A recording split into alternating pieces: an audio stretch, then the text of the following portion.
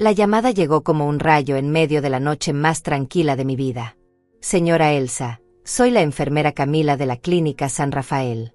Su hija Mariana está aquí, se encuentra en estado grave. Mi corazón se detuvo por completo.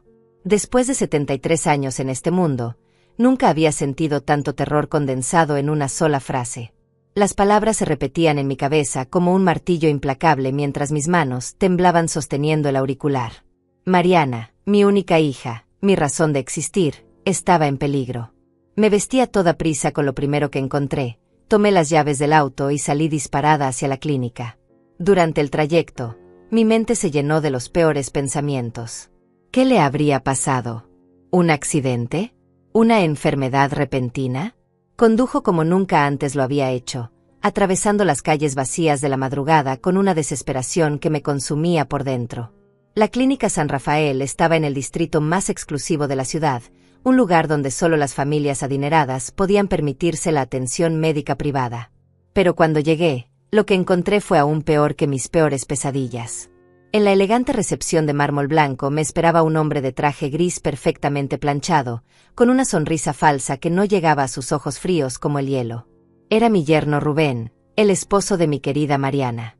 Alto, de complexión atlética, con ese cabello negro peinado hacia atrás que siempre me había parecido demasiado perfecto, demasiado calculado. Tenía esa apariencia de hombre exitoso que tanto impresionaba a la gente, pero yo siempre había visto algo siniestro detrás de esa fachada. Lo siento, suegra, me dijo con una voz que destilaba desprecio mal disimulado, pero he prohibido todas las visitas a Mariana. Las órdenes médicas son muy claras y específicas. Sus palabras cayeron sobre mí como una bofetada. Intenté explicarle que era su madre, que tenía derecho a verla, que necesitaba saber qué le había pasado a mi hija. Por favor, Rubén, solo déjame verla 5 minutos, le supliqué, sintiendo como mi dignidad se desmoronaba ante sus ojos indiferentes. Él simplemente negó con la cabeza, ajustándose la corbata color vino con un gesto que denotaba poder absoluto. Las reglas son las reglas, Elsa. Mariana está bajo tratamiento intensivo y cualquier alteración podría ser peligrosa para su salud.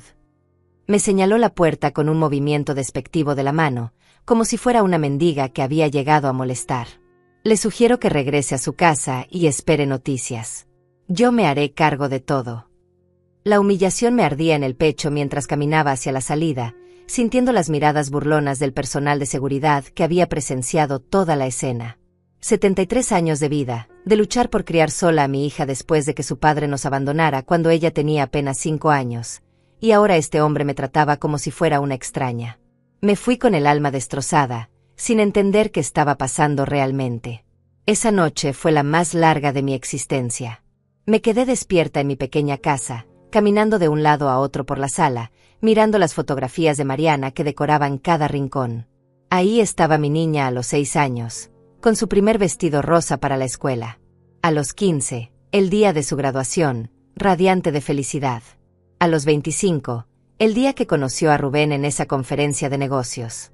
Recordé cómo había llegado a casa emocionada, hablándome de ese hombre tan inteligente y exitoso que la había invitado a cenar.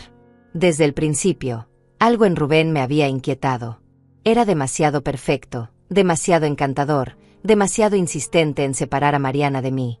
Poco a poco, las visitas de mi hija se fueron espaciando. Las llamadas se volvieron más breves. Cuando le preguntaba si estaba bien, siempre me respondía que sí, pero su voz había perdido esa alegría que siempre la había caracterizado. Cerca de las 3 de la madrugada, cuando ya no podía más con la angustia, escuché un ruido extraño en el patio.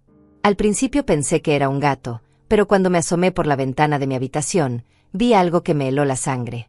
Una pequeña piedra golpeó contra el cristal, y junto a ella cayó un papel arrugado. Con el corazón latiendo a 1000 por hora, abrí la ventana y recogí el mensaje. La letra era inconfundible, era la caligrafía de Mariana, esa escritura delicada que había aprendido en el colegio de monjas donde estudió. Pero las palabras que leí me hicieron tambalearme. Mamá, me están manteniendo a la fuerza. No estoy enferma. Rubén me tiene encerrada. Por favor, ayúdame. El papel temblaba entre mis dedos mientras releía una y otra vez esas palabras desesperadas. En ese momento entendí que esto no era una emergencia médica. Era algo mucho más siniestro, algo que escapaba a todo lo que había imaginado. Mi yerno, ese hombre que había conquistado a mi hija con promesas de amor eterno, la tenía prisionera. Pero lo que Rubén no sabía es que estaba jugando con fuego. Porque yo no era simplemente una anciana indefensa de 73 años. Había llegado el momento de recordarles a todos con qué familia se habían metido. Volví adentro con las piernas temblando, pero esta vez no era por el miedo. Era por la rabia que comenzaba a hervir en mis venas como lava ardiente. Durante años, desde que Mariana se casó con Rubén hace 5 años, había fingido ser la suegra complaciente, la anciana que no se metía en los asuntos de los jóvenes. Había sonreído cuando me corregía delante de otros. Había guardado silencio cuando comenzó a alejar a mi hija de mí con excusas cada vez más elaboradas. Recordé perfectamente el día que conocí a Rubén. Era un sábado por la tarde, y Mariana había llegado a casa prácticamente flotando de felicidad. «Mamá, quiero presentarte a alguien muy especial», me había dicho con esos ojos brillantes que tenía desde pequeña cuando algo la emocionaba. Rubén apareció en mi puerta con un ramo de flores caras y esa sonrisa perfectamente ensayada que ahora reconocía como pura falsedad. Desde el primer momento, algo en su comportamiento me alertó. La forma en que analizaba cada rincón de mi modesta casa, como si estuviera haciendo un inventario mental. Como sus ojos se detuvieron demasiado tiempo en la fotografía donde aparecía mi difunto esposo en uniforme militar, en los certificados enmarcados de mi época como enfermera en el Hospital Central, en los pequeños objetos de valor que decoraban la sala. «¡Qué casa tan acogedora!», había dicho con esa voz suave que usaba para manipular. «Debe tener muchas historias que contar». Pero yo había notado cómo sus dedos tamborileaban impacientes sobre la mesa de centro, cómo miraba constantemente su reloj de oro como si tuviera cosas más importantes que hacer. Durante los siguientes meses, Rubén se convirtió en el yerno perfecto para los ojos de todos. Llegaba con regalos costosos, hablaba de sus éxitos empresariales, prometía darle a Mariana la vida que se merecía. Trabajaba en una firma de inversiones en el centro financiero de la ciudad, manejaba cuentas de clientes millonarios, vivía en un apartamento de lujo en la zona más exclusiva. Pero yo observaba. Siempre he sido muy observadora, una característica que heredé de mi padre, quien trabajó durante 30 años como investigador privado antes de retirarse. Notaba cómo Rubén interrumpía constantemente a Mariana cuando hablaba, cómo la tocaba de manera posesiva cuando otros hombres se acercaban, cómo gradualmente comenzó a criticar su ropa, sus amigos, incluso sus conversaciones conmigo. «Tu madre es una mujer mayor, cariño», le decía a Mariana cuando pensaba que yo no estaba escuchando, «no entiende el mundo moderno como nosotros. Es mejor que no la preocupes con nuestros planes». Y mi ingenua hija, tan enamorada y ciega, asentía y comenzaba a distanciarse de mí sin darse cuenta de lo que estaba sucediendo. La boda fue un espectáculo grandioso que Rubén organizó sin consultarme prácticamente nada. 300 invitados en un salón que costaba más de $50,000, un vestido importado de París para Mariana, una luna de miel en Europa que duró un mes entero. Todo pagado por él, todo controlado por él, todo diseñado para impresionar y establecer su poder sobre mi hija. Durante la ceremonia, mientras veía a Mariana caminar hacia el altar con ese vestido color marfil que la hacía lucir como una princesa, sentí una punzada de preocupación que traté de ignorar. Rubén la esperaba con esa sonrisa que ya no me engañaba, vestido con un smoking que probablemente costaba más que mi salario de 3 meses cuando trabajaba. Los primeros años parecieron tranquilos desde afuera. Mariana se mudó al apartamento de Rubén, dejó su trabajo como maestra de primaria porque él insistía en que una esposa no necesitaba trabajar si su marido podía mantenerla. «Quiero que mi mujer se dedique a ser feliz y a cuidar nuestro futuro hogar», decía él con esa falsa galantería que tanto impresionaba a las visitas. Pero las llamadas de Mariana comenzaron a cambiar. Antes hablábamos todos los días, a veces por horas, compartiendo chismes, recetas, planes para el fin de semana. Después de la boda, las conversaciones se volvieron más espaciadas, más breves, más vigiladas. Podía escuchar la tensión en su voz cuando le preguntaba cómo estaba. «Estoy bien, mamá, muy bien», me decía, pero algo en su tono me alertaba. «Rubén cuida mucho de mí, quizás demasiado». Esa frase se me quedó grabada porque la dijo con una risa nerviosa que no sonaba natural. Cuando le pregunté qué quería decir, rápidamente cambió de tema. Las visitas también se fueron espaciando. Antes Mariana venía a casa al menos 2 veces por semana, a veces solo para tomar café y contarme sobre su día. Después de casarse, Las excusas comenzaron a multiplicarse. Rubén tiene una cena de negocios y necesita que lo acompañe. Tenemos compromisos sociales con sus clientes. Está muy estresado con el trabajo y prefiere que pasemos los fines de semana en casa. Cuando finalmente lograba verla, Mariana había cambiado. Ya no usaba esos vestidos coloridos que tanto le gustaban, sino ropa más sobria, más conservadora. Su cabello, que siempre había llevado suelto y natural, ahora lo peinaba recogido de manera muy formal. Había perdido peso, sus ojos habían perdido ese brillo especial, y a menudo la pillaba mirando el teléfono con expresión preocupada. «¿Está todo bien en tu matrimonio, mi amor?», le pregunté una vez durante una de sus escasas visitas. Se puso rígida inmediatamente y me miró con una expresión que jamás había visto antes, mezcla de miedo y advertencia. «Por supuesto, mamá. Rubén es un marido maravilloso. No sé por qué preguntas eso». Pero yo había notado los pequeños detalles que una madre siempre percibe. Las marcas apenas visibles en sus muñecas que trataba de ocultar con pulseras anchas. La forma en que sobresaltaba cuando sonaba su teléfono. Cómo evitaba mi mirada cuando hablaba de su vida doméstica. La manera en que sus manos temblaban ligeramente cuando mencionaba los planes de Rubén para el futuro. El último mes había sido especialmente extraño. Mariana había cancelado 3 visitas consecutivas con excusas cada vez más elaboradas. «Tengo un resfriado terrible y no quiero contagiarte. El auto está en el taller y Rubén no puede traerme. Me siento un poco mal del estómago, mejor nos vemos la próxima semana». Cuando finalmente logré hablar con ella por teléfono 3 días antes de recibir la llamada de la clínica, su voz sonaba diferente, más apagada, como si estuviera leyendo un guión. «Mamá, quizás necesite tomarme un descanso de las visitas por un tiempo. Rubén piensa que debo concentrarme más en nuestro matrimonio y menos en otras cosas». Esas palabras me helaron la sangre porque reconocí que no eran suyas. Era el lenguaje manipulador de Rubén, sus palabras saliendo de la boca de mi hija como si fuera una marioneta. Pero cuando traté de profundizar en el tema, ella colgó abruptamente, dejándome con un silencio que me llenó de una angustia terrible. Ahora, sosteniendo esa nota desesperada entre mis manos temblorosas, todo cobraba sentido. Mi yerno no era solo un hombre controlador, era un monstruo que había estado destruyendo sistemáticamente a mi hija durante años. La había aislado, manipulado, probablemente chantajeado, y ahora la tenía literalmente prisionera en esa clínica privada. Pero Rubén había cometido un error fundamental. Había subestimado completamente a la mujer con la que se estaba enfrentando. Durante estos años de fingir ser una anciana inofensiva, había observado, había esperado, había guardado información. Y ahora era el momento de usar todo lo que sabía. Caminé hasta mi habitación y abrí el cajón secreto de mi cómoda, ese lugar donde guardaba los documentos más importantes de mi vida. Mis dedos encontraron el número de teléfono que no había usado en más de 10 años, pero que sabía de memoria. Era hora de hacer una llamada que cambiaría todo para siempre. El número que marqué pertenecía a Enrique Mendoza, un hombre que había sido más que un simple abogado para mi familia durante los últimos 40 años.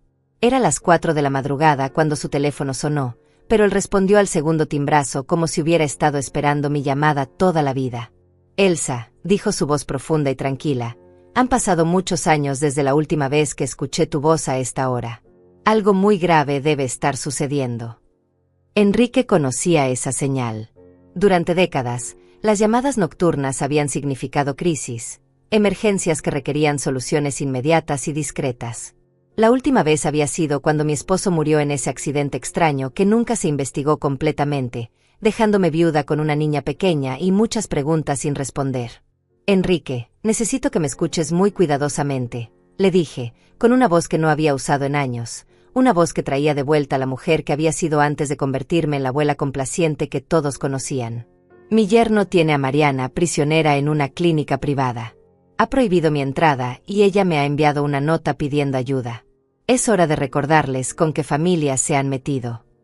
El silencio al otro lado de la línea duró apenas unos segundos, pero pude escuchar el cambio en su respiración. Enrique estaba procesando la información con esa mente brillante que lo había convertido en uno de los abogados más respetados y temidos de la ciudad. «Dame todos los detalles», me dijo, y en su tono reconocí al hombre que había resuelto problemas mucho más complicados que este. Le conté todo, la llamada de la clínica, la humillación en recepción, la actitud despótica de Rubén, la nota desesperada de Mariana. Mientras hablaba, podía escucharle escribir en su computadora, probablemente ya investigando la clínica San Rafael, los antecedentes de Rubén, las conexiones legales necesarias para actuar rápidamente. Elsa, ¿estás completamente segura de que quieres abrir esta caja de Pandora?, me preguntó con esa seriedad que reservaba para los casos más delicados. Una vez que comencemos, no habrá vuelta atrás. Y sabes perfectamente lo que eso significa. Por supuesto que lo sabía.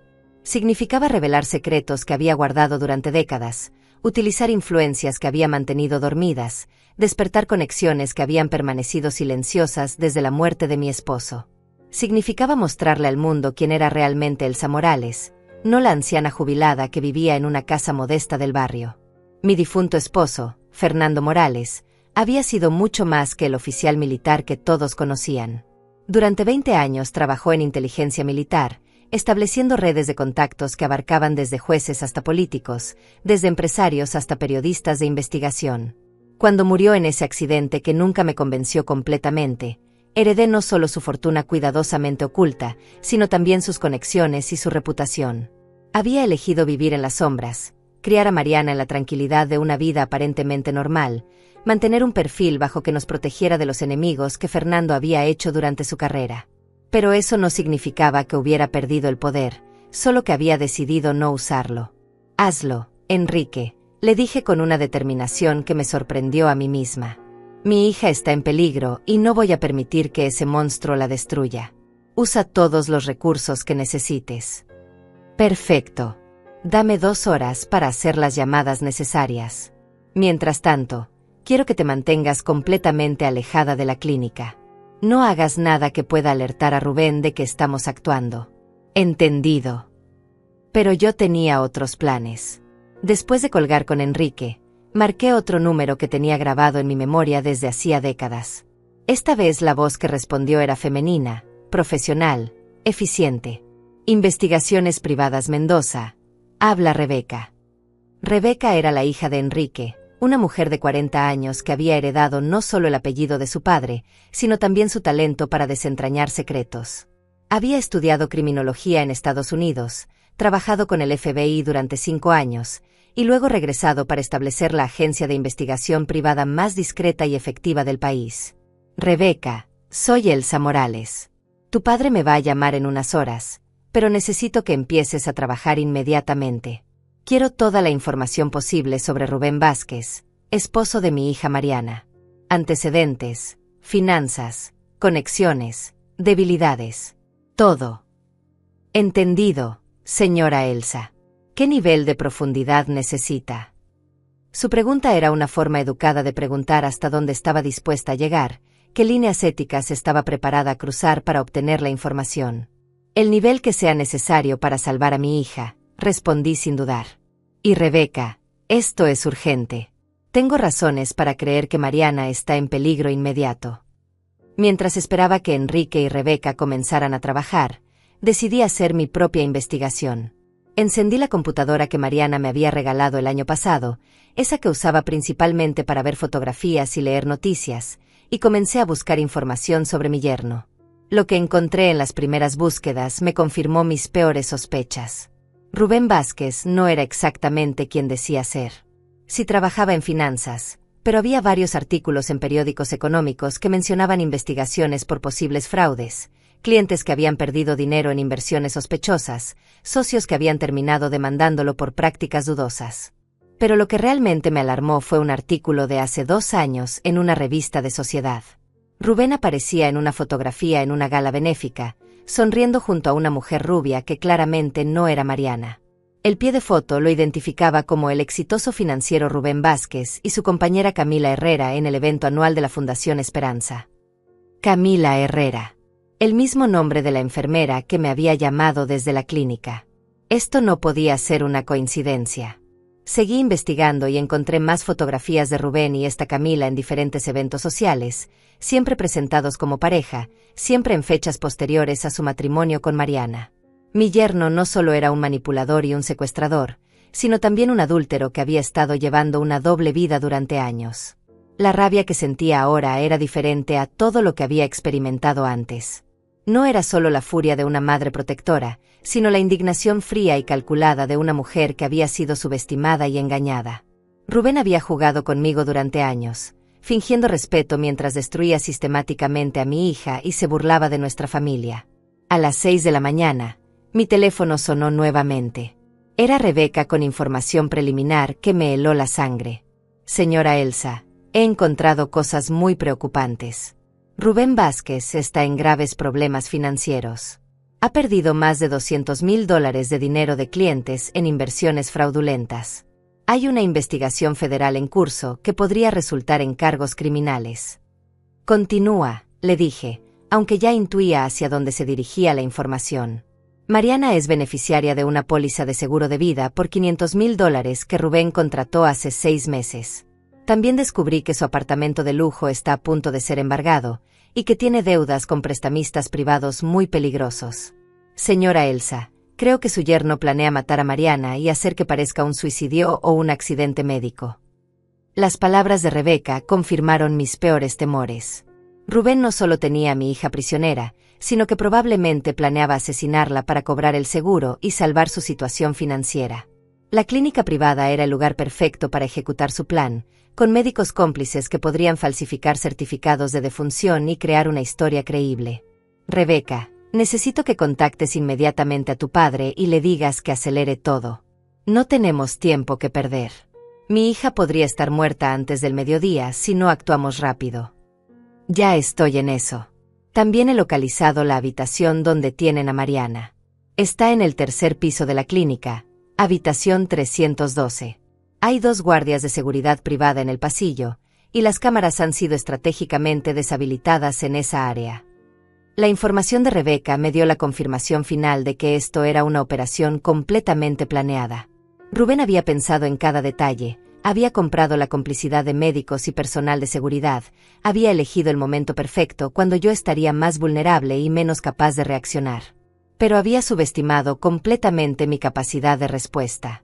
Durante años de aparentar ser una anciana inofensiva, había mantenido intactas todas las habilidades que había aprendido junto a mi esposo. Sabía cómo pensar estratégicamente, cómo usar recursos, cómo golpear donde más dolía. Era hora de demostrarle a Rubén Vázquez que había elegido a la familia equivocada para sus juegos mortales. A las 7 de la mañana, Enrique me llamó con noticias que cambiaron completamente el panorama. Elsa, he activado todos nuestros contactos. El juez Sergio Ramírez, ¿lo recuerdas?, está preparando una orden de allanamiento para la clínica. También contacté al fiscal Fernando López, quien coincidentemente ya tenía a Rubén en su radar por las investigaciones de fraude financiero. El juez Sergio Ramírez había sido compañero de promoción de mi esposo en la Academia Militar antes de estudiar Derecho.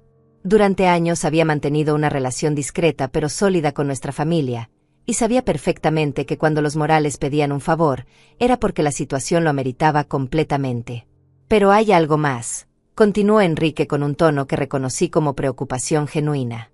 He descubierto que la Clínica San Rafael no es lo que aparenta ser.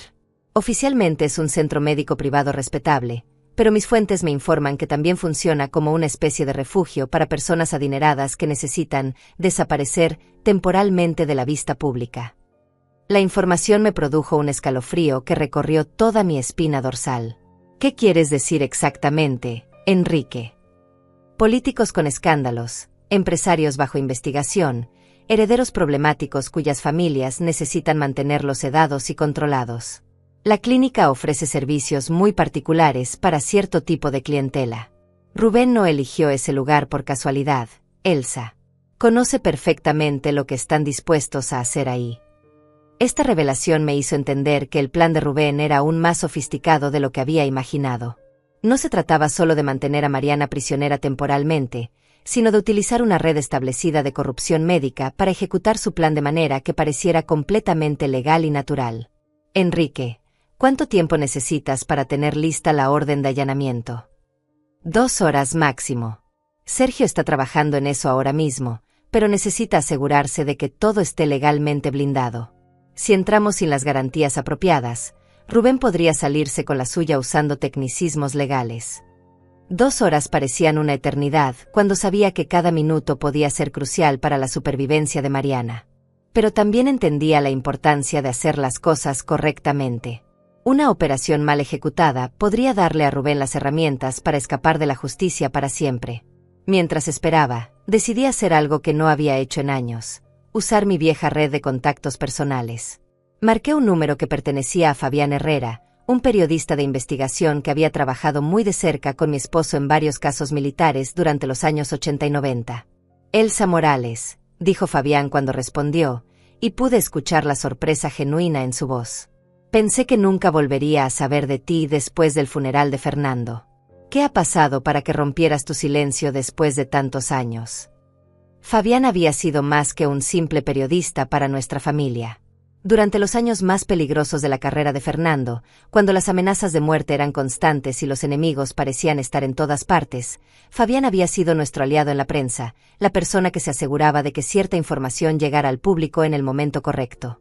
Fabián, necesito un favor que podría ser la historia más importante de tu carrera. Pero también es personal para mí.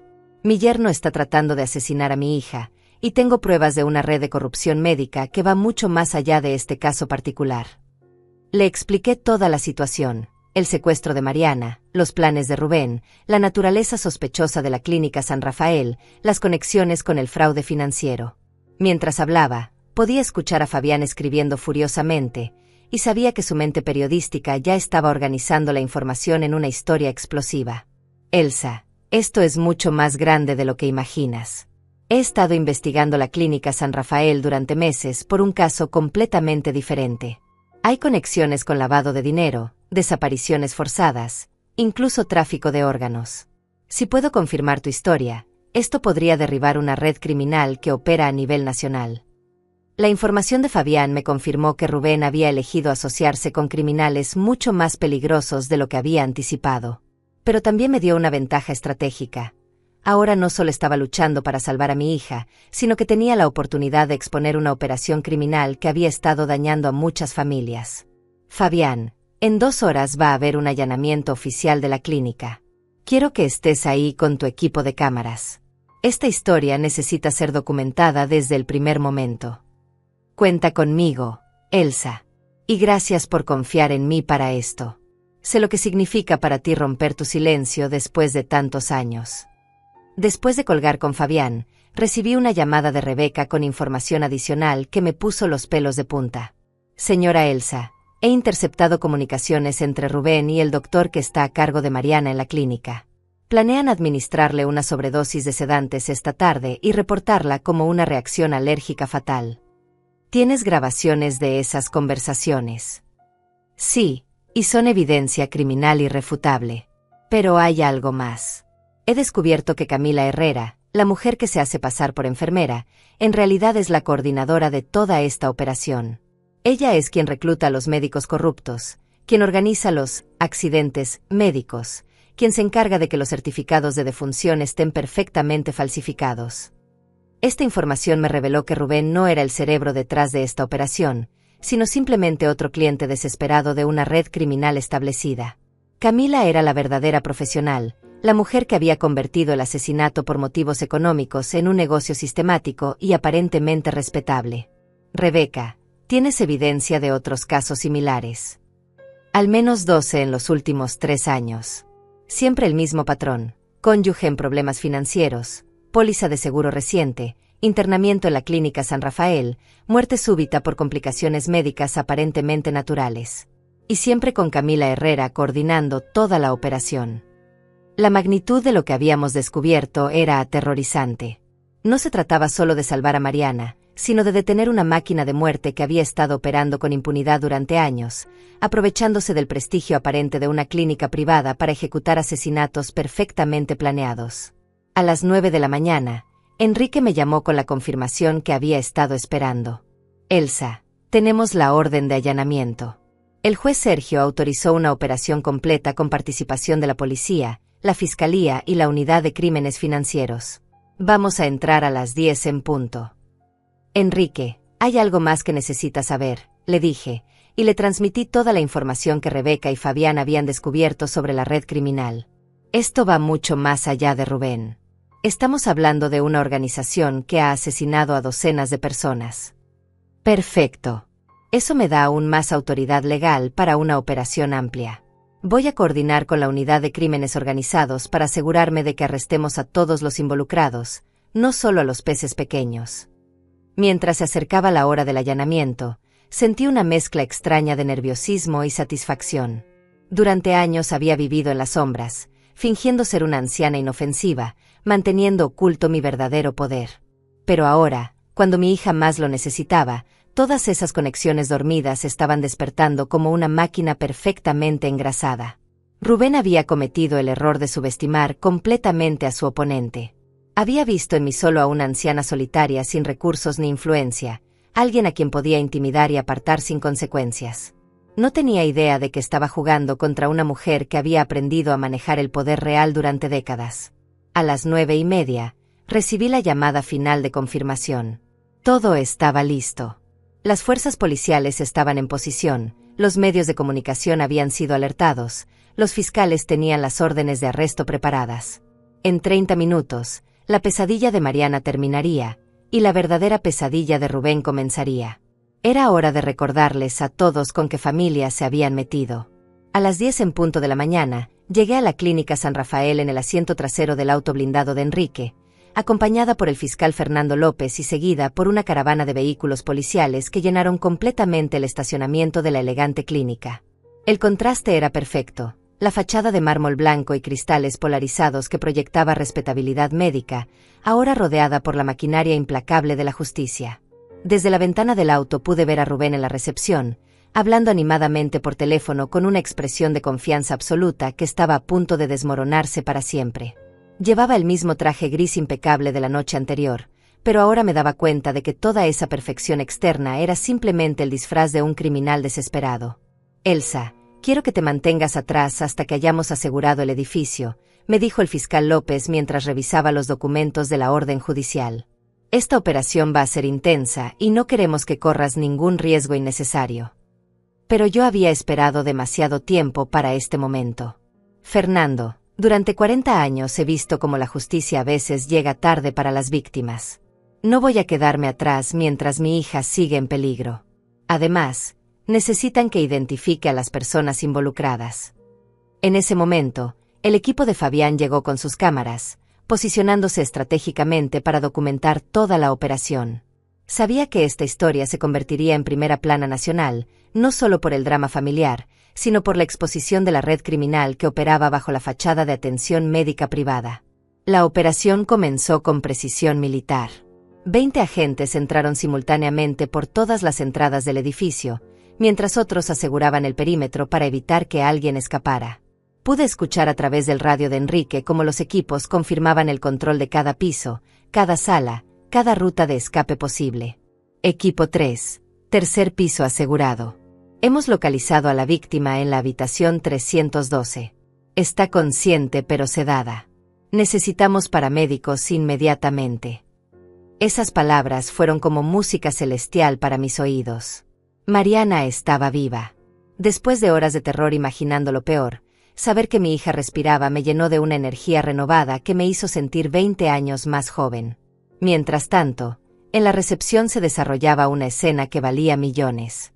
Rubén, que segundos antes hablaba por teléfono con arrogancia, ahora se encontraba esposado contra la pared de mármol, con una expresión de shock absoluto que habría sido cómica si no fuera por la gravedad de sus crímenes. «Esto es un error», gritaba mientras los agentes le leían sus derechos. «Soy un hombre de negocios respetable.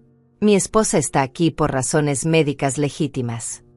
Pero sus protestas sonaban cada vez más desesperadas mientras los agentes encontraban en su chaqueta los documentos que Rebeca había anticipado, contratos del seguro de vida, comunicaciones con Camila, incluso un sobre con $5,000 en efectivo. En ese momento apareció Camila Herrera, la falsa enfermera que había orquestado todo el plan. Al ver la operación policial, intentó escapar por una salida de emergencia, pero los agentes ya estaban esperándola. Era una mujer de unos 40 años, rubia platinada, con una apariencia profesional que contrastaba brutalmente con la naturaleza criminal de sus actividades.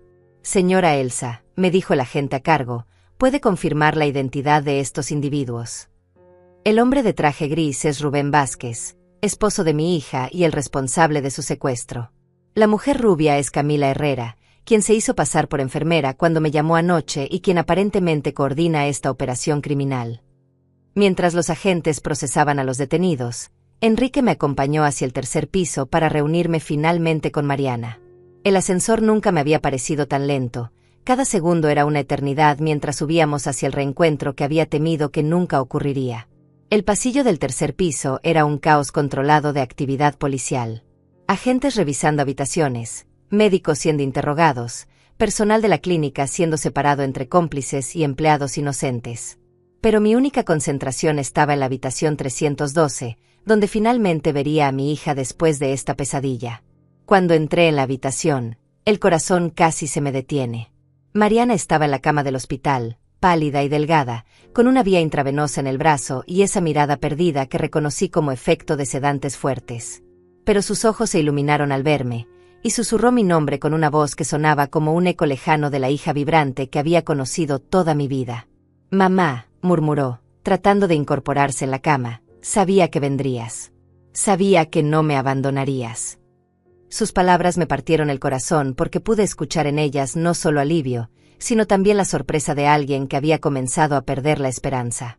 Me acerqué a su cama y tomé su mano, que estaba fría y temblorosa. «Mi amor, nunca, jamás te abandonaría. Perdóname por no haber actuado antes, por no haber visto lo que ese monstruo te estaba haciendo». No podía saberlo, mamá. Él era muy inteligente, muy manipulador. Me aisló tan gradualmente que yo misma no me di cuenta hasta que fue demasiado tarde. Su voz se quebraba mientras hablaba, y pude ver lágrimas de alivio rodando por sus mejillas. El médico que le estaba examinando, uno de los profesionales legítimos de la clínica que no estaba involucrado en la conspiración, me explicó que Mariana había sido mantenida bajo sedación durante al menos una semana. La han estado medicando con benzodiazepinas en dosis que mantienen a una persona consciente pero confundida, incapaz de tomar decisiones racionales o de resistirse efectivamente. Esta información me llenó de una rabia renovada hacia Rubén. No solo había planeado asesinar a mi hija, sino que había estado torturándola psicológicamente durante días, manteniéndola en un estado de confusión y terror controlado.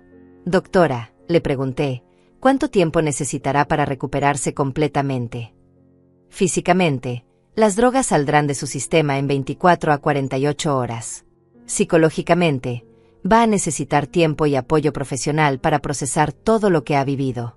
Pero es una mujer fuerte, y el hecho de que usted esté aquí va a acelerar significativamente su recuperación. Mientras hablaba con el médico, Enrique entró en la habitación con noticias que completaron mi satisfacción. «Elsa, hemos arrestado a 8 personas en total. Además de Rubén y Camila, tenemos a 4 médicos cómplices, el director administrativo de la clínica y un contador que manejaba los pagos ilegales. Las evidencias que encontramos son abrumadoras». «¿Y los otros casos? Las otras víctimas».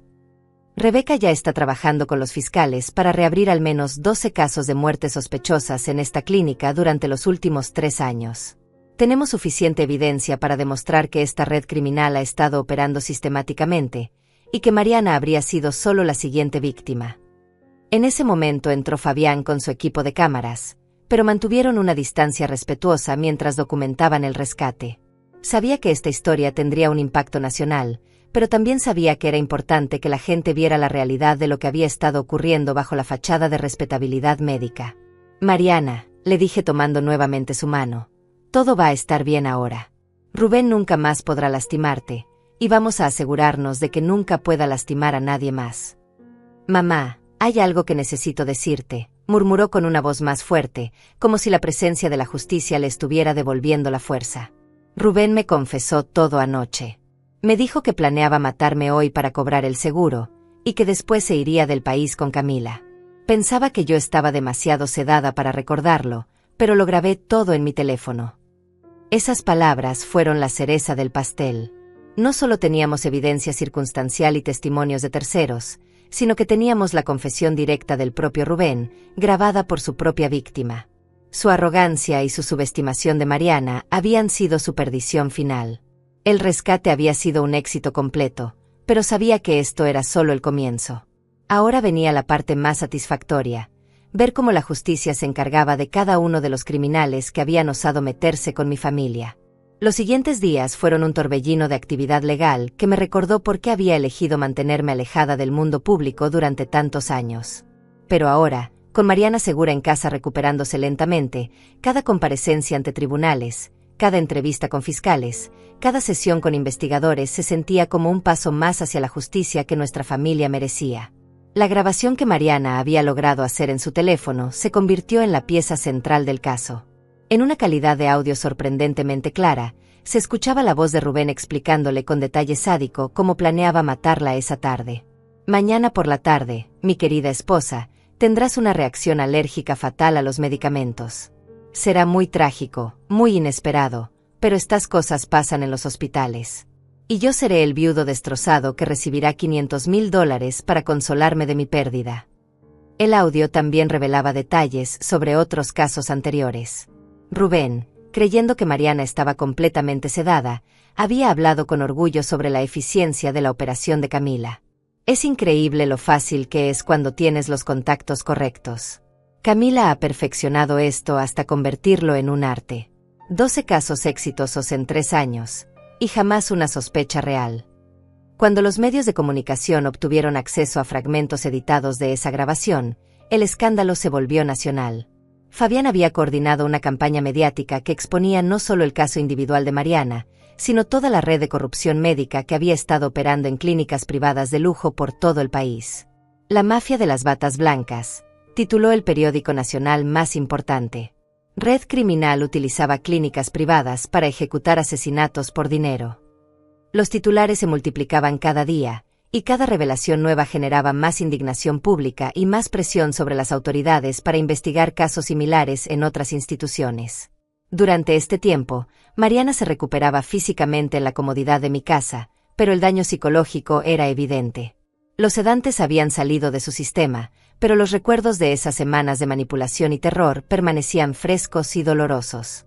Había contratado a la mejor psicóloga especializada en trauma de la ciudad, y poco a poco mi hija comenzaba a procesar todo lo que había vivido. Mamá, lo más terrible no era el miedo a morir, me confesó una tarde mientras tomábamos té en la sala, sino darme cuenta de que el hombre con quien me había casado, el hombre que decía amarme, en realidad había estado planeando matarme durante meses. ¿Cómo pude ser tan ciega? Mi amor, los manipuladores profesionales como Rubén son expertos en engañar. No fue tu culpa no ver sus verdaderas intenciones. Él invirtió años construyendo una fachada perfecta específicamente para engañarte. Pero yo sabía que las palabras de consuelo solo podían hacer tanto. La verdadera sanación vendría con el tiempo, con terapia profesional, y sobre todo, con ver que la justicia se cumplía completamente para todos los responsables. El caso legal avanzaba con una eficiencia que incluso me sorprendió. Enrique había coordinado un equipo de fiscales que trabajaban en múltiples frentes simultáneamente. No solo procesaban el intento de asesinato contra Mariana, sino que también investigaban los fraudes financieros de Rubén, la red de corrupción médica de Camila, y los casos previos de muertes sospechosas en la clínica San Rafael. Elsa, tenemos evidencia para procesar a Rubén por intento de asesinato en primer grado, fraude de seguros, secuestro y asociación ilícita para delinquir, me informó Enrique durante una de nuestras reuniones semanales. Está mirando una sentencia mínima de 25 años, sin posibilidad de libertad condicional. Y Camila. Su caso es aún más grave. Tenemos evidencia que la conecta directamente con al menos 8 asesinatos confirmados durante los últimos 3 años. Está enfrentando múltiples cargos de asesinato en primer grado. Si es declarada culpable, probablemente pasará el resto de su vida en prisión. La información sobre los otros casos había sido devastadora pero necesaria. Fabián y su equipo de investigación habían identificado un patrón claro: personas adineradas con problemas financieros repentinos, cónyuges con pólizas de seguro recientes, internamientos misteriosos en clínicas privadas prestigiosas, y muertes súbitas por complicaciones médicas inesperadas. Una de las víctimas había sido Elena Martínez, una empresaria de 52 años cuyo esposo había perdido dinero en inversiones arriesgadas. Otra fue Roberto Silva, un heredero de 60 años cuya esposa necesitaba dinero para pagar deudas de juego. En cada caso, Camila había coordinado la operación con la misma precisión profesional que había intentado usar con Mariana. Lo que más me inquieta, me dijo Rebeca durante una de sus visitas, es cuántos casos similares pueden estar ocurriendo en otras ciudades, en otras clínicas. Esta red criminal que descubrimos aquí podría ser solo la punta del iceberg. Sus palabras me hicieron reflexionar sobre algo que había estado rondando mi mente desde el rescate. ¿Había sido suficiente salvar solo a Mariana, o tenía la responsabilidad de usar mi influencia y recursos para exponer y detener operaciones similares en todo el país? La respuesta llegó cuando recibí una llamada de una mujer llamada Isabel Moreno de Guadalajara. Había visto la cobertura mediática del caso y creía que su hermana había sido víctima de una operación similar en una clínica privada de su ciudad 6 meses atrás. Señora Elsa, me dijo con una voz quebrada por el dolor, mi hermana Carmen murió exactamente como describe en las noticias. Su esposo tenía deudas enormes, había contratado un seguro de vida meses antes, y ella murió súbitamente en una clínica privada por una reacción alérgica inexplicable. Los médicos dijeron que estas cosas a veces pasan, pero yo siempre supe que algo estaba mal. Esa llamada fue seguida por otras.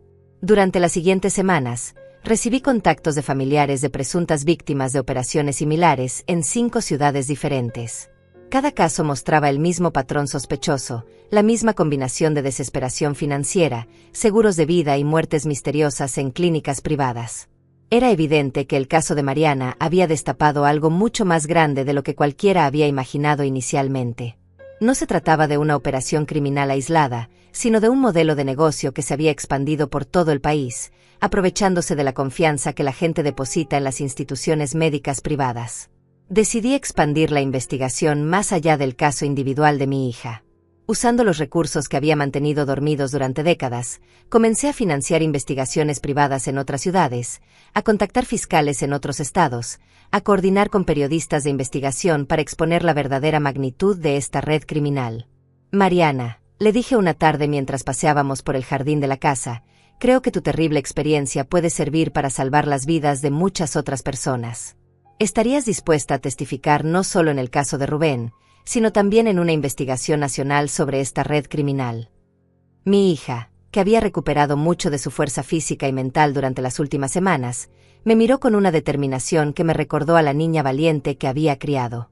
Mamá, si mi testimonio puede evitar que otras familias pasen por lo que nosotras pasamos, estoy dispuesta a hacer lo que sea necesario. Esa conversación marcó el comienzo de una nueva fase en nuestra búsqueda de justicia. Ya no se trataba solo de procesar a Rubén y Camila, sino de exponer y desmantelar toda una industria criminal que había estado operando bajo la fachada de atención médica profesional. El poder que había mantenido oculto durante años ahora tenía un propósito claro: asegurarme de que ninguna otra familia tuviera que enfrentar el terror que habíamos vivido. Y para lograr eso, estaba dispuesta a usar cada contacto, cada influencia, cada recurso que mi difunto esposo y yo habíamos acumulado durante décadas. La guerra contra esta red criminal apenas comenzaba, pero ahora tenían en mí a un enemigo que no se detendría hasta ver justicia completa. 3 meses después del rescate de Mariana, el día del juicio principal había llegado finalmente. El Tribunal Superior de Justicia nunca había visto un caso con tanta atención mediática y expectación pública. Fabián había coordinado una cobertura que convertía este proceso en un símbolo nacional de la lucha contra la corrupción institucional y los crímenes de cuello blanco. Llegué al tribunal a las 8 de la mañana, acompañada por Mariana, quien había insistido en estar presente para enfrentar a Rubén cara a cara durante su testimonio. Mi hija había experimentado una transformación notable durante estos meses de recuperación. La mujer frágil y confundida que rescaté de la clínica se había convertido en una guerrera determinada, dispuesta a usar su terrible experiencia para asegurar que la justicia prevaleciera. Mamá, hoy termina definitivamente esta pesadilla, me dijo mientras caminábamos hacia la entrada del tribunal, donde nos esperaba una multitud de periodistas y ciudadanos que habían seguido el caso con indignación creciente. Pero también comienza algo nuevo para nosotras. Nunca más volveré a ser víctima de nadie. El fiscal Fernando López había preparado un caso que era prácticamente inexpugnable. Tenía la grabación de la confesión de Rubén, el testimonio directo de Mariana, evidencia financiera detallada sobre los fraudes y las pólizas de seguro, comunicaciones interceptadas entre todos los conspiradores, y testimonios de médicos de la clínica que habían decidido cooperar con la justicia a cambio de sentencias reducidas. Cuando Rubén entró en la sala del tribunal esposado y vestido con el uniforme naranja de los presos, El contraste con el hombre arrogante que había conocido años atrás era devastador. Su cabello perfectamente peinado ahora estaba despeinado y grasiento, su complexión atlética se había deteriorado durante los meses en prisión preventiva, y sus ojos ya no mostraban esa confianza fría que antes usaba para intimidar. Al verme en la primera fila del público, sus ojos se llenaron de un odio tan puro que me hizo sonreír con satisfacción. Finalmente entendía contra quién había decidido jugar, y la realización de su error era evidente en cada línea de tensión de su rostro. El juicio comenzó con el testimonio del fiscal López, quien presentó meticulosamente toda la evidencia acumulada durante meses de investigación. Señores del jurado, van a escuchar hoy sobre una conspiración criminal que convirtió instituciones médicas respetables en máquinas de muerte por dinero. El acusado Rubén Vázquez no solo intentó asesinar a su propia esposa, sino que se asoció con una red criminal responsable de al menos 12 asesinatos confirmados. Cuando llegó el momento del testimonio de Mariana, el silencio en la sala era absoluto.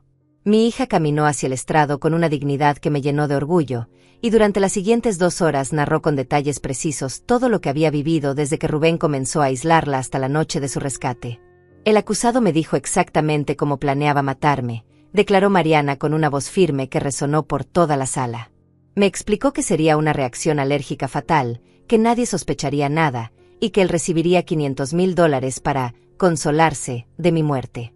Lo grabé todo porque sabía que nadie me creería si sobrevivía. Cuando se reprodujo la grabación en la sala del tribunal, el impacto fue devastador.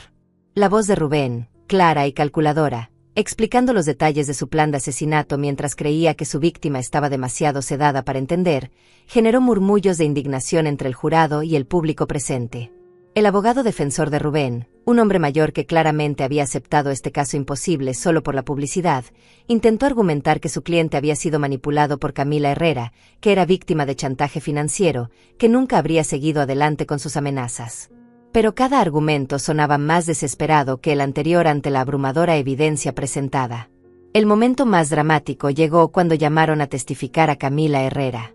Había aceptado un acuerdo con la fiscalía para reducir su sentencia a cambio de testificar contra todos sus cómplices y revelar los detalles completos de la operación criminal que había dirigido durante años.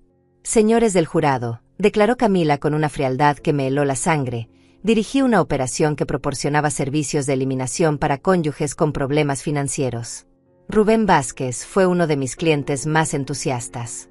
Pagó $50,000 por adelantado por el servicio completo, incluyendo la coordinación médica, la falsificación de documentos y la limpieza de evidencias. Su testimonio reveló detalles sobre la red criminal que eran aún más perturbadores de lo que habíamos imaginado. No se trataba solo de asesinatos por dinero, sino de una organización completa con contactos en múltiples clínicas privadas, médicos corruptos en posiciones clave, funcionarios gubernamentales que facilitaban la falsificación de certificados de defunción, e incluso empleados de compañías de seguros que aceleraban los pagos de las pólizas. ¿Cuántas personas han muerto a causa de su operación?, le preguntó el fiscal López. Directamente, 14 que yo coordiné personalmente. Pero tengo conocimiento de al menos 30 casos adicionales manejados por franquicias similares en otras ciudades del país. Esas palabras cayeron sobre la sala como una bomba. Lo que habíamos descubierto no era una operación criminal aislada, sino una franquicia nacional de asesinatos por encargo disfrazados de muertes médicas naturales. Cuando llegó el momento de mi testimonio, caminé hacia el estrado con décadas de autoridad acumulada. No era solo la madre de la víctima quien iba a testificar, sino una mujer que había decidido usar todo su poder para exponer una red criminal que había estado operando con impunidad durante años. Señores del jurado, comencé. Mi nombre es Elsa Morales, y durante años mantuve un perfil bajo para proteger a mi familia de los enemigos que mi difunto esposo había hecho durante su carrera militar. Pero cuando amenazaron a mi hija, desperté recursos que habían permanecido dormidos durante décadas. Describí detalladamente cómo había coordinado la investigación que llevó al rescate de Mariana, cómo había usado contactos gubernamentales para organizar el allanamiento, cómo había trabajado con periodistas para exponer la verdadera magnitud de la red criminal. Mi testimonio no solo confirmaba los hechos del caso, sino que demostraba la coordinación y premeditación de toda la operación criminal. El acusado Rubén Vázquez eligió a la familia equivocada para sus juegos mortales, concluí, mirando directamente a los ojos de mi exyerno. Pensó que podía intimidar y eliminar a una anciana indefensa y su hija ingenua. No tenía idea de que estaba declarándole la guerra a una familia que ha luchado contra criminales mucho más peligrosos que él durante generaciones. El juicio duró 5 días en total, pero el veredicto fue unánime y rápido. Rubén Vázquez fue declarado culpable de intento de asesinato en primer grado, secuestro, fraude de seguros y asociación ilícita para delinquir. La sentencia fue 30 años de prisión sin posibilidad de libertad condicional. Camila Herrera, a pesar de su cooperación, recibió cadena perpetua por los múltiples asesinatos que había coordinado. Los médicos cómplices recibieron sentencias que variaban entre 10 y 20 años, dependiendo de su nivel de participación en la red criminal. Pero para mí, lo más satisfactorio no fueron las sentencias individuales, sino saber que habíamos expuesto una operación que amenazaba a familias inocentes por todo el país. La investigación que comenzó con el rescate de Mariana ahora se había expandido a una operación federal que estaba desmantelando redes similares en 12 estados diferentes. Cuando salimos del tribunal ese último día, Mariana me tomó del brazo y me sonrió con esa alegría genuina que no había visto en años. Mamá, finalmente puedo decir que esta pesadilla terminó completamente. Pero yo sabía que nuestro trabajo apenas comenzaba. Había demasiadas familias que seguían en peligro, demasiados criminales que seguían operando bajo fachadas respetables. La guerra contra esta red criminal había ganado una batalla importante, pero aún quedaba mucho por hacer. 6 meses después del juicio, mi vida había tomado un rumbo completamente inesperado. La casa que durante años había sido mi refugio silencioso ahora se había convertido en el centro de operaciones de una fundación que Mariana y yo habíamos establecido para ayudar a otras familias víctimas de redes criminales similares. La Fundación Esperanza y Justicia operaba desde lo que antes era mi tranquila sala de estar, ahora llena de computadoras, archivos y un equipo de investigadores profesionales. Rebeca se había unido oficialmente a nuestro equipo, trayendo consigo toda su experiencia en investigación criminal y sus contactos en agencias de seguridad nacionales. Señora Elsa, me dijo durante una de nuestras reuniones matutinas, hemos identificado operaciones similares activas en 18 ciudades diferentes. La red que desmantelamos aquí era solo una pequeña parte de una organización criminal nacional. Los números eran abrumadores y aterrorizantes. Durante el año anterior, mientras yo vivía tranquilamente creyendo que mi familia estaba segura, esta red había estado ejecutando un promedio de 2 asesinatos por mes en diferentes clínicas privadas del país. Cada caso seguía el mismo patrón diabólico: identificar personas adineradas con problemas financieros, conectarlos con la red criminal, facilitar la eliminación de sus cónyuges, y cobrar tanto una tarifa inicial como un porcentaje del dinero del seguro. Lo que más me perturba, continuó Rebeca, es la sofisticación de la operación. Tenían especialistas en diferentes áreas, reclutadores que identificaban clientes potenciales, coordinadores médicos que corrompían personal de clínicas, especialistas en seguros que aceleraban los pagos, y limpiadores que se aseguraban de que no quedaran evidencias comprometedoras. Mariana, que se había convertido en la cara pública de nuestra campaña, trabajaba incansablemente dando entrevistas, hablando en universidades, testificando ante comités gubernamentales. Su transformación de víctima traumatizada a activista empoderada había sido inspiradora de presenciar. La mujer que había rescatado de esa clínica ahora viajaba por todo el país educando a otras mujeres sobre las señales de advertencia de relaciones abusivas y manipuladoras. Mamá, me dijo una tarde mientras revisábamos casos nuevos que llegaban cada semana, a veces me siento culpable por haber tardado tanto en darme cuenta de lo que Rubén estaba haciendo. Pero luego recuerdo que mi experiencia terrible ha servido para salvar las vidas de docenas de otras personas. En efecto, nuestra fundación había logrado intervenir en al menos 20 casos donde identificamos patrones sospechosos antes de que ocurrieran tragedias. Trabajábamos en estrecha colaboración con fiscales estatales, agentes federales y periodistas de investigación para exponer operaciones criminales antes de que pudieran ejecutar sus planes mortales. Uno de nuestros casos más exitosos había sido el de la familia Ramírez en Monterrey. Patricia Ramírez había contactado nuestra línea de ayuda después de que su esposo comenzara a presionarla para contratar una póliza de seguro de vida y luego insistiera en que consultara a un médico específico en una clínica privada por síntomas menores. Nuestro equipo investigó rápidamente y descubrió que tanto el esposo como el médico tenían conexiones con una célula local de la red criminal. La intervención había sido espectacular. Rebeca coordinó con las autoridades locales para interceptar comunicaciones entre los conspirators, documentar los pagos ilegales y arrestar a todos los involucrados antes de que Patricia fuera internada en la clínica. El esposo, enfrentado con evidencia abrumadora de su plan de asesinato, confesó completamente y proporcionó información que llevó al desmantelamiento de toda la operación de Monterrey.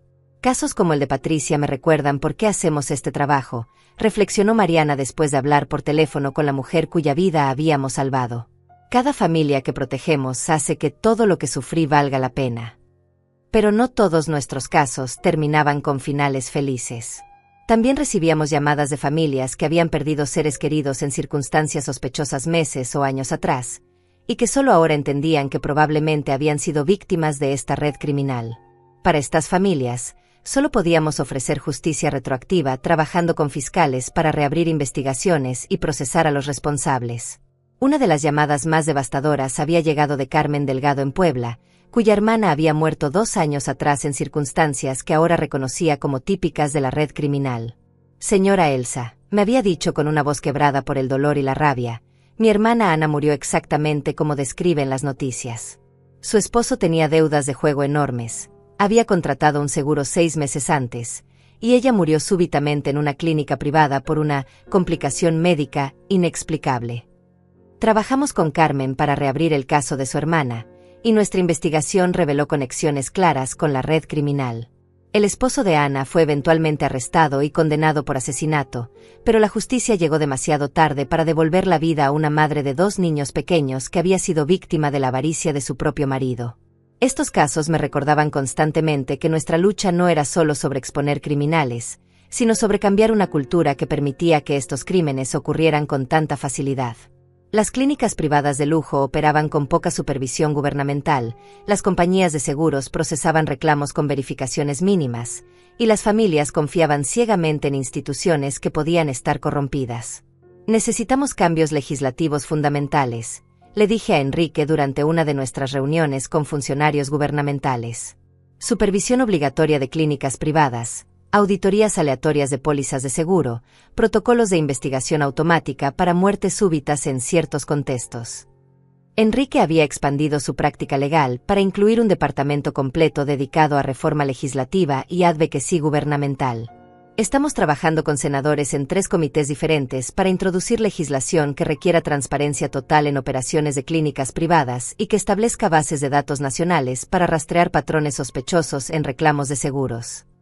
El impacto mediático de nuestro trabajo había sido extraordinario. Fabián había producido un documental completo sobre el caso que se transmitió en televisión nacional y ganó varios premios de periodismo de investigación. El documental no solo contaba nuestra historia personal, sino que exponía la magnitud sistémica del problema y educaba al público sobre cómo protegerse de redes criminales similares. La respuesta del público ha sido abrumadora, me informó Fabián durante el estreno del documental. Hemos recibido más de 500 llamadas de personas que creen que sus familiares pueden haber sido víctimas de operaciones similares. Cada llamada representa una familia que busca justicia y respuestas. Pero quizás el impacto más significativo había sido en las propias redes criminales. Según información de agentes federales que trabajaban con nosotros, la exposición pública de sus métodos y la coordinación de investigaciones multiestatales había forzado a estas organizaciones a suspender operaciones en múltiples ciudades. Ya no podían operar con la confianza de que sus crímenes pasarían desapercibidos. Han tenido que cambiar completamente sus métodos, me explicó el agente federal Sergio Morales durante una de nuestras reuniones de coordinación. La atención mediática y la vigilancia aumentada han hecho que su modelo de negocio sea demasiado arriesgado para continuar como antes. 1 año después del rescate de Mariana, mientras cenábamos en la cocina de mi casa como habíamos hecho durante toda su infancia, mi hija me hizo una pregunta que me tomó por sorpresa. Mamá, ¿crees que papá estaría orgulloso de lo que hemos logrado? La pregunta me hizo reflexionar sobre cómo había cambiado mi vida desde esa noche terrible cuando recibí la llamada sobre Mariana. Durante décadas había mantenido oculto el poder y las conexiones que mi esposo me había dejado, contentándome con una vida tranquila y privada. Pero la amenaza a mi familia había despertado no solo mis recursos dormidos, sino también un sentido de propósito que no había sentido desde su muerte. Mi amor, le respondí. Creo que tu papá estaría orgulloso no solo de lo que hemos logrado, sino de quienes nos hemos convertido a través de esta experiencia. Hemos tomado una tragedia terrible y la hemos transformado en una fuerza para proteger a otras familias. Esa noche, Mientras Mariana dormía segura en su antigua habitación y yo revisaba los casos nuevos que habían llegado ese día, sentí una satisfacción profunda que no había experimentado en años. Habíamos convertido nuestra experiencia más dolorosa en nuestra contribución más significativa al mundo. 2 años después de esa noche que cambió nuestras vidas para siempre, me encuentro sentada en mi jardín al atardecer, observando a Mariana jugar con su pequeña hija de 6 meses. Sí, mi nieta, a quien decidió llamar Esperanza en honor a todo lo que habíamos superado juntas. Verla sonreír mientras sostenía a esa bebé perfecta era la confirmación de que habíamos ganado la guerra más importante de nuestras vidas. Mariana había conocido a Eduardo, un pediatra honorable y gentil, durante una de las conferencias donde daba testimonio sobre su experiencia. Él había estado en la audiencia como parte de su trabajo con una organización médica que promovía ética profesional, y al final del evento se acercó no para conquistarla, sino para agradecerle por su valentía al exponer la corrupción en su profesión. «Mamá», me había dicho Mariana cuando me presentó a Eduardo 6 meses después, «esta vez sé que es diferente. No me está aislando de ti, no critica mis decisiones, no trata de controlar mi vida. Me ama por quien soy, incluyendo las cicatrices que Rubén me dejó». Su boda había sido todo lo contrario a esa ceremonia ostentosa que Rubén había organizado años atrás. Una celebración íntima en mi jardín, con 30 personas que realmente amaban y apoyaban a Mariana, sin fachadas ni pretensiones. Eduardo había insistido en incluir una ceremonia especial donde me agradeció por proteger a la mujer que amaba y me prometió que siempre sería bienvenida en su hogar. Nuestra fundación había crecido hasta convertirse en una organización nacional con oficinas en 12 ciudades. Habíamos documentado y ayudado a procesar más de 150 casos de asesinatos por dinero disfrazados de muertes médicas, y habíamos logrado cambios legislativos significativos en la regulación de clínicas privadas y el procesamiento de reclamos de seguros. Señora Elsa, me había dicho la semana pasada la nueva directora ejecutiva que habíamos contratado, nuestro trabajo ha resultado en la creación de un protocolo nacional de investigación automática para muertes súbitas en clínicas privadas. Ninguna familia tendrá que pasar por lo que ustedes pasaron sin que haya una investigación inmediata y exhaustiva. Rebeca se había convertido en algo más que una empleada. Era como la hija que nunca tuve, una extensión de nuestra familia que había dedicado su carrera profesional a continuar el trabajo que comenzamos. Su agencia de investigación privada ahora trabajaba exclusivamente en casos relacionados con nuestra fundación, y había entrenado a docenas de investigadores especializados en detectar redes criminales que operaban bajo fachadas médicas. Enrique, ahora en sus 70 años, había encontrado en nuestro trabajo una renovación de propósito que lo mantenía activo y comprometido. Su firma legal había establecido un departamento completo dedicado a casos de víctimas de redes criminales organizadas, y había logrado recuperar millones de dólares en compensaciones para familias que habían perdido seres queridos. Pero quizás lo más satisfactorio para mí era saber que Rubén y sus cómplices seguían pagando por sus crímenes cada día en prisión. Había recibido informes de que Rubén había intentado apelar su sentencia múltiples veces, contratando diferentes abogados, tratando de encontrar tecnicismos legales que pudieran reducir su condena. Todos sus intentos habían fallado. La evidencia que habíamos compilado era demasiado sólida, demasiado comprensiva. Camila Herrera había muerto en prisión el año anterior, asesinada por otras presas que habían descubierto la naturaleza de sus crímenes. Aunque no celebraba la muerte de nadie, no pude evitar sentir que había una justicia poética en que alguien que había orquestado tantas muertes encontrara su fin en manos de la violencia carcelaria. Abuela Elsa, me dijo mi nieta con esa voz dulce que me derretía el corazón, cuéntame otra vez la historia de cómo salvaste a mamá del monstruo malo. Era increíble como Esperanza, a sus 6 años, ya entendía en términos simples la historia de su familia. Mariana había decidido que era importante que su hija creciera conociendo la verdad sobre lo que habíamos superado, pero presentada de manera apropiada para su edad como una historia de valentía y amor familiar. Bueno, mi amor, le dije mientras la sentaba en mi regazo. Había una vez una abuela que parecía muy tranquila y normal, pero que tenía poderes secretos para proteger a su familia cuando la necesitaban. Como una superhéroe, abuela. Exactamente como una superhéroe, pero una que usaba teléfonos y abogados en lugar de capas y superpoderes. Mientras le contaba la versión simplificada de nuestra historia, reflexionaba sobre todo lo que habíamos aprendido durante estos años. La experiencia me había enseñado que el mal a menudo se esconde detrás de fachadas respetables, que las instituciones en las que confiamos pueden ser corrompidas por la avaricia, y que a veces la justicia solo llega cuando las víctimas deciden luchar con toda su fuerza. Pero también había aprendido que el amor familiar puede superar cualquier adversidad, que la verdad eventualmente prevalece sobre la mentira, y que una persona determinada con los recursos correctos puede hacer una diferencia significativa en el mundo.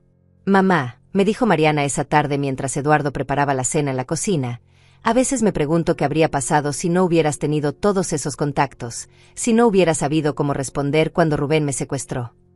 Era una pregunta que yo misma me había hecho muchas veces. Mi amor, creo que habría encontrado una manera de salvarte de todas formas. El amor de una madre no necesita conexiones poderosas, solo determinación absoluta. Pero admito que tener los recursos de tu papá hizo que todo fuera mucho más rápido y eficiente. Esa noche, mientras toda la familia dormía en mi casa como hacíamos cada fin de semana, me quedé despierta en la sala revisando cartas que habíamos recibido de familias que habíamos ayudado durante los últimos 2 años. Cada carta representaba una vida salvada, una tragedia evitada, una familia que seguía unida gracias a nuestro trabajo. Una carta en particular me había llegado esa semana de una mujer llamada Rosa en Texas. Señora Elsa, mi esposo había comenzado a presionarme para contratar un seguro de vida y para ver a un médico específico por síntomas menores. Cuando vi su historia en las noticias, reconocí el patrón inmediatamente. Llamé a su fundación, y su equipo descubrió que tanto mi esposo como el médico estaban conectados con una red criminal. Usted salvó mi vida, y quiero que sepa que nunca lo olvidaré. Cartas como esa me recordaban que nuestra decisión de convertir nuestro trauma personal en una misión pública había valido cada momento de dolor, cada hora de trabajo, cada peso que habíamos invertido en la causa. Mientras reflexionaba sobre todo el camino recorrido, me di cuenta de que había llegado a una encrucijada importante en mi vida. A mis 75 años, había logrado más de lo que jamás había imaginado posible. Había salvado a mi hija, había expuesto una red criminal nacional, había ayudado a cientos de familias, había logrado cambios legislativos significativos. La pregunta que me enfrentaba ahora era si había cumplido con mi deber o si tenía la responsabilidad de continuar expandiendo el trabajo. Había ofertas de organizaciones internacionales para llevar nuestro modelo a otros países donde operaban redes similares. Había invitaciones para asesorar a gobiernos sobre reforma de sistemas de salud, para prevenir corrupción institucional. Pero también tenía una nieta que quería conocerme como la abuela que juega en el jardín, no solo como la activista que aparece en las noticias. Tenía una hija que había construido una nueva vida hermosa y que merecía disfrutar de la paz que tanto había costado conseguir. ¿Y tú, qué harías en mi lugar? Les pregunto a ustedes que han escuchado nuestra historia completa. ¿Creen que una mujer de 75 años que ha luchado durante 2 años para exponer y desmantelar redes criminales tiene derecho a retirarse y disfrutar de su familia? ¿O creen que cuando uno tiene el poder y los recursos para proteger a inocentes, tiene la obligación moral de continuar luchando sin importar la edad o el cansancio? La respuesta que elijan ustedes podría influir en mi decisión sobre el futuro de nuestra fundación y mi papel en ella. Porque al final, esta no es solo mi historia o la historia de mi familia. Es la historia de todos nosotros, y de nuestra responsabilidad colectiva de protegernos unos a otros contra quienes se aprovechan de nuestra confianza y vulnerabilidad. Mientras el sol se pone sobre mi jardín y mi familia duerme segura bajo mi techo, sé que sin importar lo que decida sobre el futuro, hemos ganado la guerra más importante. Hemos demostrado que el amor, la determinación y la justicia pueden triunfar sobre la maldad más sofisticada. Y eso, al final, es todo lo que realmente importa.